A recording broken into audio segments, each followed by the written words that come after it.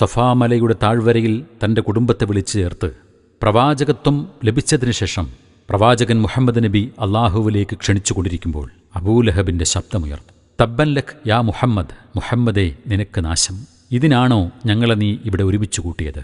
23 വർഷക്കാലത്തെ പ്രവാചകന്റെ സംഭവബഹുലമായ പ്രബോധന ജീവിതത്തിലെ ദൗത്യനിർവഹണത്തിൽ നേരിട്ട ആദ്യത്തെ പ്രതികരണം. പിന്നീട് 2.25 പതിറ്റാണ്ട് കാലം എന്തെല്ലാമാണ് തിരുനബിക്ക് നേരിടേണ്ടി വന്നത്. നിരന്തരമായ ആക്ഷേപങ്ങൾ, ആക്രമണങ്ങൾ, ഉപരോധങ്ങൾ, വധശ്രമങ്ങൾ, അവസാനം മദീനയിലേക്ക് പലായനം. പ്രവാചകന്റെ കാലശേഷം ഇതുവരെയും ആ വിമർശനങ്ങൾ തുടർന്നുകൊണ്ടേയിരിക്കുന്നു. ഇസ്ലാം എല്ലാ പ്രതിബന്ധങ്ങളെയും മറികടന്ന് അതിൻ്റെ പ്രയാണവും തുടരുന്നു.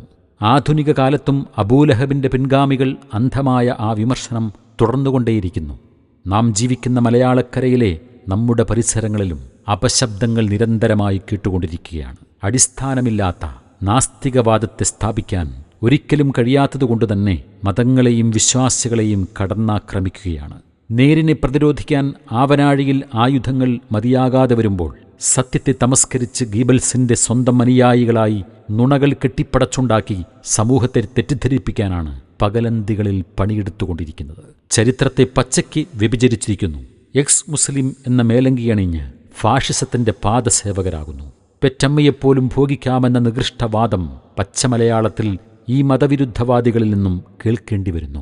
നമ്മൾ ലൈംഗികതയെ കാണുന്നത് മ്യൂച്വൽ കൺസെന്റിന്റെ അടിസ്ഥാനത്തിലാണ്. പരസ്പര സമ്മതത്തോടുകൂടിയുള്ള ലൈംഗിക ബന്ധത്തോടെ ഒരു കാരണവശാലും എതിർക്കേണ്ട കാര്യമില്ല. Even in incest sex, if they are willing, let them do. അവർക്ക് ആഗ്രഹം ഉണ്ടെങ്കിൽ നമ്മൾ, അല്ലെങ്കിൽ പരസ്പര സമ്മതം ഉണ്ടെങ്കിൽ എതിർക്കപ്പെടേണ്ട കാര്യമില്ല. യുവതയെ കാർന്നു തിന്നുന്ന ലഹരി നാടിന്റെ പ്രശ്നമാകുമ്പോഴും മാരകമായ ലഹരി വസ്തുക്കൾ നിയമവിധേയമാക്കണമെന്ന് വാദിക്കുന്നു. കഞ്ചാവൊക്കെ ലീഗലൈസ് ചെയ്യേണ്ടതാണ്. എന്ത് കുഴപ്പമാണ്?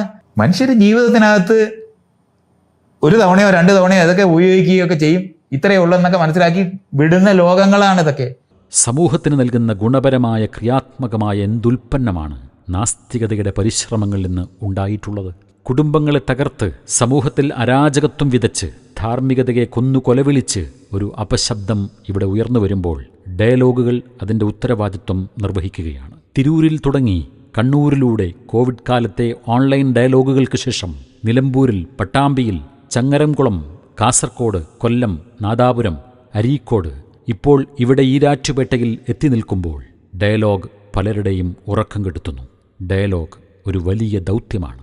തബ്ബൻ ലക് യാ മുഹമ്മദ്, ആ ശബ്ദം ഇനിയും ആവർത്തിച്ചുകൊണ്ടേയിരിക്കും. ആളുകൾ മാറും, ഭാഷ മാറും, വേഷം മാറും, വൻകരകൾ തന്നെ മാറും. പക്ഷേ എല്ലാ അപശബ്ദങ്ങൾക്കും ഒരേ നിറവും ഒരേ മണവും ഒരേ രുചിയും. നേരിൻ്റെ സൂര്യതേജസ്സിനെ വാഗൊണ്ട് ഊതിക്കെടുത്താൻ ശ്രമിക്കുന്നവർക്ക് മുമ്പിൽ ഡയലോഗ് എന്ന ഉരുക്കിൻ്റെ കോട്ട പ്രതിരോധം തീർക്കും.